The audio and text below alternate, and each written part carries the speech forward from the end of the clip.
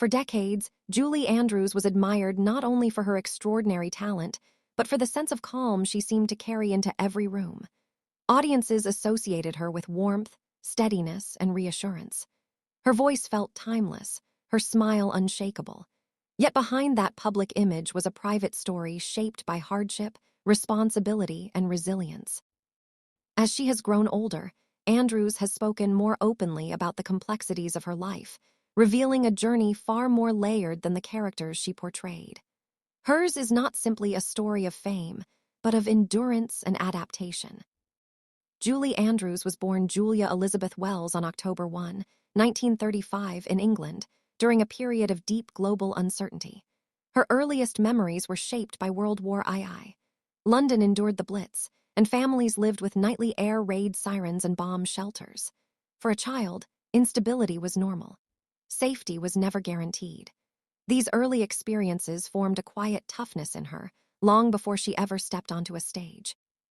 The world around her demanded alertness and maturity, and childhood innocence was often interrupted by the realities of war. Her family life was equally complicated. After her parents separated, Andrews moved between very different environments. With her father, Edward Wells, she experienced tenderness and structure. He encouraged her curiosity and offered emotional safety. But she primarily lived with her mother, Barbara Ward Morris, and her stepfather, Ted Andrews. Their home life was unpredictable. Financial strain and alcoholism created tension, and stability was fragile.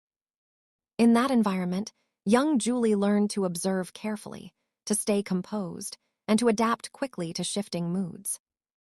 It was within this unstable atmosphere that her remarkable singing ability became central to the family's survival. Ted Andrews, a performer himself, recognized her rare vocal gift. Even as a child, she possessed perfect pitch and an unusually wide range. Performing was not initially about ambition or fame. It was practical. Her talent generated income at a time when resources were scarce.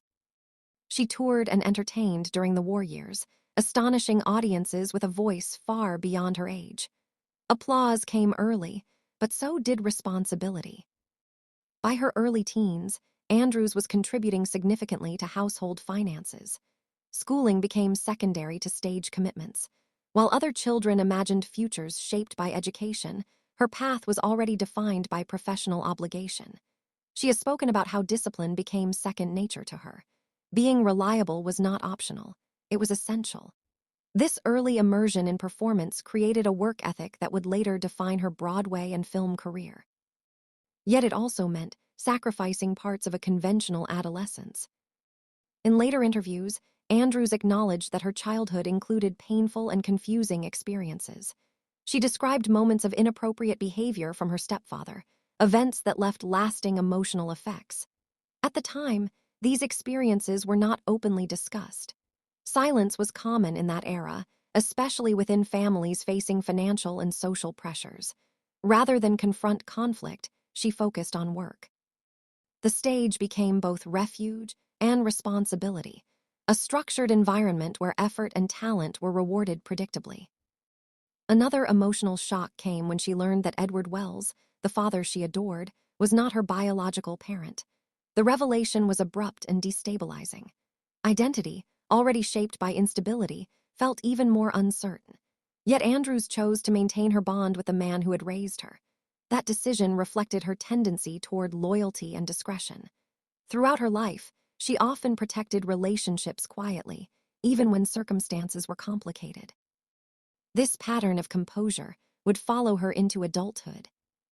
When Andrews arrived in America in the 1950s, she was already a seasoned performer. Her Broadway debut in The Boyfriend introduced American audiences to her poise and vocal precision.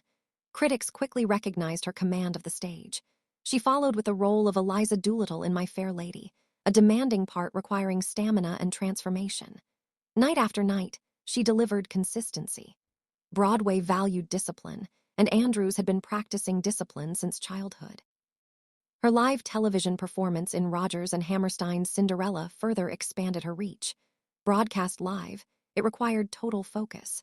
There were no retakes, no safety nets. Millions watched simultaneously, and she carried the production with remarkable steadiness. By her early 20s, she had already conquered some of entertainment's most unforgiving platforms.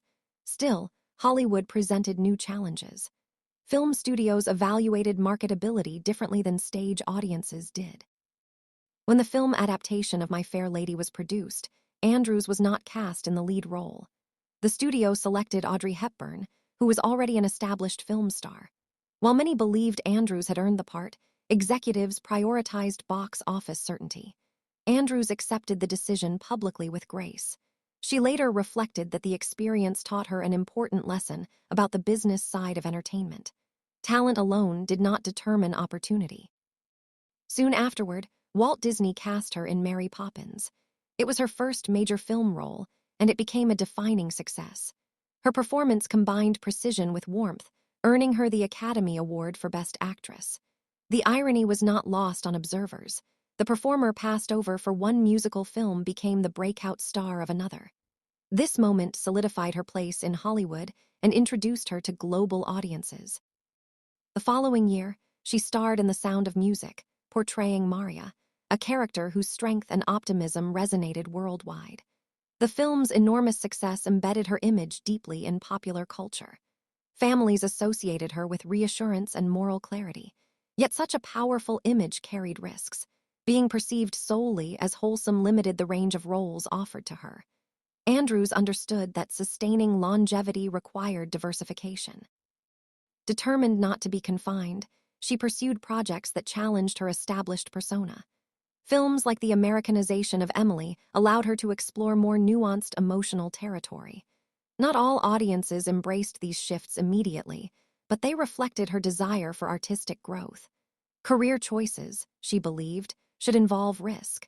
Remaining static would ultimately be more limiting than occasional criticism. Her personal life also evolved amid professional transitions. In 1959, she married Tony Walton, a designer she had known since youth. They shared creative ambitions and welcomed a daughter, Emma. However, demanding schedules created distance over time. Their eventual divorce was painful, not marked by scandal, but by accumulated strain. Andrews later described feeling a sense of personal failure, reflecting her lifelong tendency to internalize disappointment. Therapy became an important step in understanding patterns formed during childhood. Around this period, she met filmmaker Blake Edwards. Their relationship was passionate and complex. Edwards struggled with depression, and their marriage required patience and resilience. Together, they collaborated on multiple films, blending professional partnership with personal commitment. The relationship endured decades, marked by both creative successes and emotional challenges. In the 1990s, Andrews returned to Broadway in Victor Victoria, reconnecting with live performance. During this period, she noticed subtle vocal changes. Medical evaluation revealed a cyst on her vocal cord. Doctors recommended surgery, presenting it as a preventative measure. Andrews later admitted she felt uncertain but trusted medical authority. The procedure, unfortunately, resulted in permanent vocal damage. The loss was profound. Singing had defined her since childhood. It had supported her family, shaped her identity, and connected her to audiences worldwide. After surgery, her singing voice could not return to its former strength. She pursued additional treatments, but the damage remained. The experience forced her to confront not just physical change, but emotional recalibration. Rather than withdraw completely, Andrews redirected her creativity. Collaborating with her daughter Emma Walton Hamilton, she began writing children's books. The partnership strengthened their bond and offered a new form of expression. Writing required imagination and discipline, qualities she possessed abundantly. It became a meaningful second chapter, distinct from performance yet equally purposeful. In later interviews, Andrews spoke candidly about listening to one's instincts. Reflecting on her surgery, she acknowledged wishing she had trusted her inner doubts more firmly. This insight was not framed as blame, but as wisdom gained through experience. Her reflections emphasize self-advocacy, especially for artists whose bodies are their instruments. Today, Julie Andrews' legacy extends beyond iconic roles. It includes resilience through adversity, adaptation after loss, and openness about personal growth. Her story illustrates that strength is not the absence of vulnerability, but the willingness to continue despite it. Whether audiences cherish her voice most or her perseverance, her life remains a testament to endurance, artistry, and thoughtful reflection.